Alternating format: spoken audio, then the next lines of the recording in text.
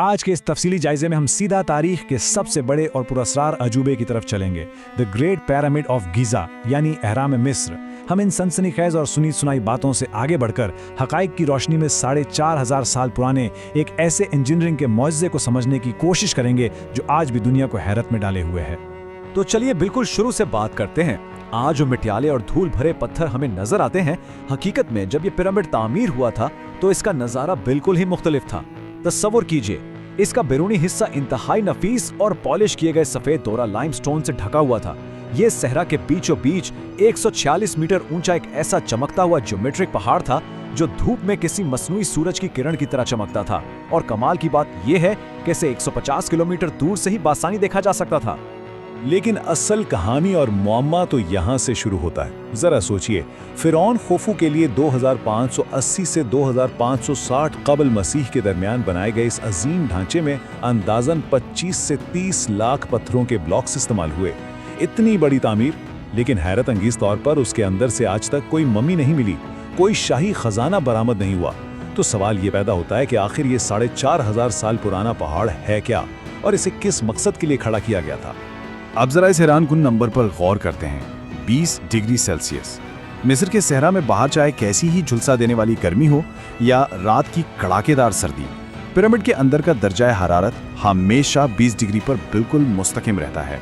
یہ صرف ایک مقبرہ نہیں لگتا، بلکہ ایسا محسوس ہوتا ہے جیسے یہ ایک انتہائی محفوظ قدیم ٹائم کیپسول ہے جسے قدرت اور انسان نے مل کر ڈیزائن کیا ہو۔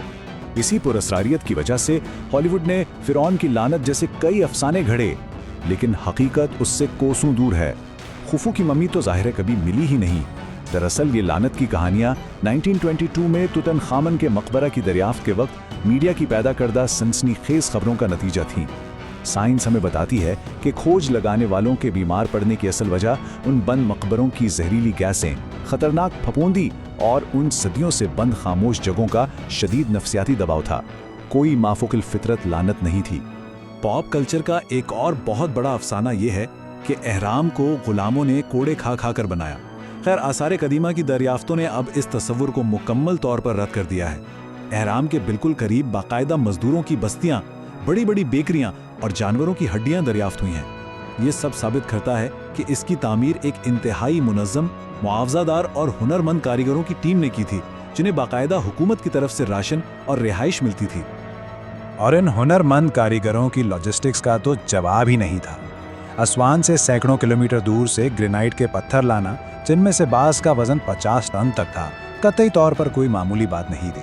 انہوں نے دریائے نیل کے سالانہ سیلاب کا بڑی ذہانت سے فائدہ اٹھایا اور پانی کے راستے پتھروں کو قریب لائے۔ پھر خشکی پر انہیں لکڑی کی گاڑیوں پر رکھ کر کھینچا، اور رگڑ یا فرکشن کو کم کرنے کے لیے ان کے آگے ریت پر پانی ڈالا جاتا۔ یہ ورک فورس مینجمنٹ کی ایک شاندار اور عملی مثال ہے۔ پتھر تو چلیں سائٹ تک آ گئے، لیکن انہیں اتنی بلندی تک چڑھایا کیسے گیا؟ اس پر ماہرین میں آج بھی گرما گرم بحث جاری ہے۔ جیسا کہ آپ اس ٹیبل میں دیکھ سکتے ہیں، سیدھے، زگ زیگ، اسپائرل اور اندرونی ریم کی مختلف تھیوریز موجود ہیں۔ زیادہ تر ماہرین کا خیال ہے کہ کسی ایک نہیں بلکہ ان میں سے چند تکنیکوں کا ملا جلا استعمال کیا جا گیا ہوگا۔ یہ کئی دہائیوں پر محیط ایک ایسا زبردست پروجیکٹ مینجمنٹ تھا جس میں ہر چیز وقت پر ہونا لازمی تھا۔ اچھا، کمال صرف پتھروں کو اٹھانا نہیں تھا، اس ڈھانچے کی ریاضیاتی درستگی دنگ کر دینے والی ہے۔ پیرامڈ کو ٹرو نارتھ یعنی قطب شمالی کی سمت میں ایسی درستگی کے ساتھ ہم آہنگ کیا گیا ہے کہ آج کے انجینئرز بھی حیران رہ جاتے ہیں۔ اندازہ ہے کہ اس کے لیے ان ستاروں کی مدد لی گئی جو کبھی غروب نہیں ہوتے۔ اس کے علاوہ اس میں پائے اور گولڈن ریشیو کے تناسب بھی ملتے ہیں۔ اب یہ جان بوجھ کر رکھے گئے یا یہ ان کے سیکرڈ جیومیٹری سسٹم کا قدرتی نتیجہ تھا، بحث اپنی جگہ، لیکن اس کی پرفیکشن ناقابل یقین ہے۔ اب ذرا اندر کا نقشہ دیکھتے ہیں جو کسی پیچیدہ معمے سے کم نہیں۔ آپ کو یہاں ایک زیر زمین چیمبر ملے گا، اس کے علاوہ 8.6 میٹر اونچی انتہائی شاندار گرینڈ گیلری، اور پھر کنگز چیمبر جس کے اوپر وزن بانٹنے کے لیے بھاری بلاکس رکھے گئے ہیں۔ ساتھ ہی پراسرار شافٹس ہیں جو ستاروں کی سمت اشارہ کرتے محسوس ہوتے ہیں۔ یہ تمام چیزیں صاف بتاتی ہیں کہ یہ محض لاش رکھنے کی جگہ نہیں تھی، بلکہ شاید پتھروں میں لکھی گئی کوئی انتہائی گہری روحانی کہانی یا سفر تھا۔ اس اہرم کو جاننے اور کھوجنے کی تاریخ بھی کافی دلچسپ اور طویل رہی ہے۔ 9ویں صدی میں خلیفہ المامون نے اس میں زبردستی ایک سرنگ بنا کر داخل ہونے کی کوشش کی تھی۔ پھر 19ویں صدی میں ہاورڈ وائس نے تو حد ہی کر دی और डायनामाइट के धमाकों से रास्ते बनाए, जिससे खुशकिस्मती से खुफू का नाम लिखे हुए क्वेरी मार्क्स दरियाफ्त हो गए। लेकिन शुक्र है कि आज के दौर में इस तरह की पुरतशद्दद खुदाई की जगह जदीद और महफूज साइंसी तरीकों ने ले ली है। और इसी जदीद साइंस में जिस टेक्नोलॉजी ने इनकलाब बर्पा किया है वो है म्यूऑन टोमोग्राफी। नाम थोड़ा मुश्किल लग रहा होगा, लेकिन काम इसका कमाल का है। ये गैर मरी कायनाती ज़र्रात या कॉस्मिक पार्टिकल्स की मदद से बिल्कुल एक कुदरती सीटी स्कैन की तरह काम करता है। इस टेक्नोलॉजी की वजह से साइंसदानों ने बगैर कोई एक भी कदीम पत्थर हलाए पिरामिड के अंदर का नक्शा कामयाबी के साथ देख लिया है। तो फिर इस जदीद स्कैन का नतीजा क्या निकला? 2017 से लेकर 2023 के दरमियान की दरियाफ्तों ने दुनिया भर की तवज्जो अपनी जानिब खींच ली। ग्रैंड गैलरी के बिल्कुल ऊपर एक 30 मीटर लंबी खाली जगह और शुमाली हिस्से में एक छोटा सा पोशीदा कॉरिडोर दरियाफ्त हुआ। अब इंसान का जहन तो फौरन खजानों की तरफ दौड़ता है, लेकिन हकीकत यह है कि अब तक सोने या किसी खजाने का कोई नामो निशान नहीं मिला। ऐन मुमकिन है कि ये जगहें महज अंदरूनी वजन को मुतवाजिन रखने के लिए बनाई गई हों। एक और पहलू जो बेहद मुतासिरकुन है वो इस अजीम ढांचे की तवील बका है। जरा सोचिए, 4,500 साल गुजर गए, जलजले आए, तूफान आए, लेकिन ये आज भी सीना ताने खड़ा है।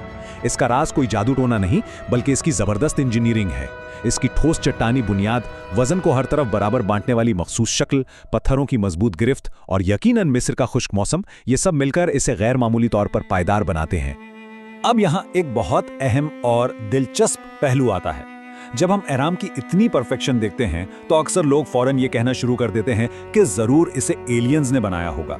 लेकिन गैर जानिबदाराना तौर पर देखा जाए तो ये तस्वुर दरअसल कांसी के दौर की एक इंतहाई मुनज़्ज़म इंसानी तहजीब की सलाहियतों को कमतर समझने के मुतरादिफ है। आसार कदीमा के तमाम तर शवाहिद साफ बताते हैं कि ये खुलसतन इंसानी ज़हानत, लगन और बेहतरीन तंजीम का ही शाहकार था। दर हकीकत द ग्रेट पिरामिड महज चंद पत्थरों को एक के ऊपर एक रखने का प्रोजेक्ट था ही नहीं, ये उस वक्त की ज़राअत, माइशत, टैक्स के निज़ाम, अकीदे और सबसे बढ़कर कई नस्लों पर मुहीत कुव्वत इरादी का एक हैरत अंगेज मिलाप था। आज की जदीद दुनिया जहां इमारतें सिर्फ तेज़ी और कम खर्च के लिए बनाई जाती हैं, वहीं वो कदीम दुनिया शनाख्त और बका की ऐसी अलामतें तामीर कर रही थी जिसका मकसद रहती दुनिया तक कायम रहना था। तो इन तमाम शवाहिद और हक़ाइक़ को देखने के बाद असल राज क्या बचता है? असल मुअम्मा कोई छुपा हुआ कमरा या कोई जादुई ताकत नहीं है। सबसे बड़ी हैरत की बात तो ये है कि इंसानी जहन और उसकी मुश्तरका कुव्वत इरादी किस कदर ताकतवर हो सकती है। एहराम मिस्र हमें ये सोचने पर मजबूर करता है कि जब इंसान मुश्तरका इरादे, हुनर और तंजीम के साथ एक मकसद के लिए खड़ा होता है तो वो क्या कुछ हासिल नहीं कर सकता। और शायद इंसानी तख़य्युल की इसी गहराई को समझना ही हमारा असल सफ़र है।